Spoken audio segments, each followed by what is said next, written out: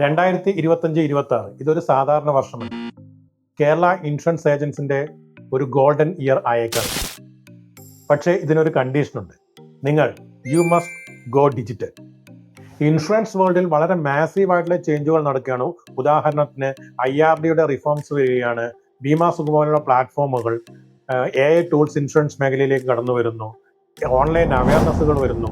അപ്പോൾ ക്ലയന്റിന് ഇൻഫർമേഷൻ ഒരുപാട് അവൈലബിൾ ആണെങ്കിലും അവർക്ക് ട്രസ്റ്റഡ് ആയിട്ടുള്ള ഒരു ഇൻഷുറൻസ് ഏജന്റിന് ഇന്ന് ആവശ്യമാണ്. ഈ 2025 മിക്ക ബഹുഭൂരിപക്ഷം ക്ലയൻസും ഓൺലൈനിൽ നിന്നാണ് ഇൻഷുറൻസ് ഏജന്റിനെ ചൂസ് ചെയ്യുന്നത്.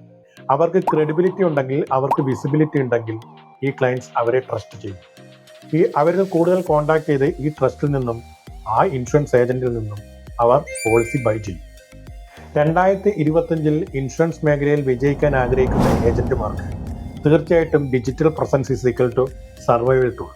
വിത്തൗട്ട് ദാറ്റ് മേ ബി നിങ്ങൾ ഈ മേഖലയിൽ നിന്നും മറഞ്ഞു പോകാൻ സാധ്യതയുണ്ട്.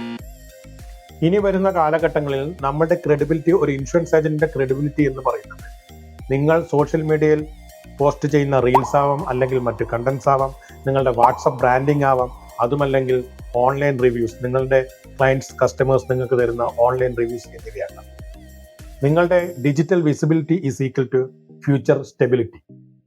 ഡിജിറ്റൽ വിസിബിലിറ്റി അല്ലെങ്കിൽ പ്രസൻസ് എങ്ങനെ ക്രിയേറ്റ് ചെയ്യാമെന്ന് നിങ്ങൾ ലേൺ ചെയ്താൽ 2025-26 നിങ്ങൾക്ക് മാർക്കറ്റ് ലീഡർ ആകും.